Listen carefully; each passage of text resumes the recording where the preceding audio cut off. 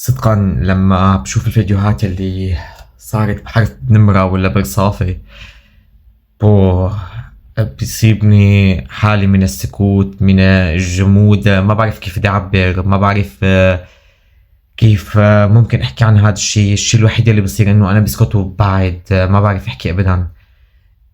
بسأل حالي من وين هذا الكره إجا، من وين هذا الحقد، من وين هذا الغل.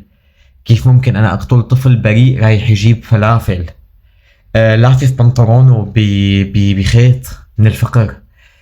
كيف ممكن قوس واحد ما له علاقة بأي شيء وطلع قلبه وزته برا بس لأنه أنا عندي حق الطائفة؟ كيف أنا ممكن صير وحش لهالدرجة؟ بشار الأسد كان وحش، الناس الشبيحة تبعه كانوا وحوش، بس انتو كيف صرتوا وحوش؟ عن جد كيف؟ أنا بسأل حالي انتو كيف صرتوا وحوش؟ كلياتنا حكينا عليه، وكلياتنا كنا ضد القتل اللي كان يصير بوقته، كلياتنا ما حدا فينا كان مع اي شكل من اشكال العنف ولا ابدا.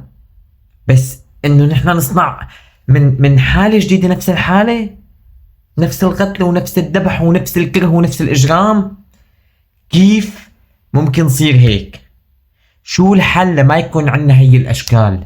شو الحل لنبني مجتمع ما يكون فيه هدول الناس المجرمين الارهابيين؟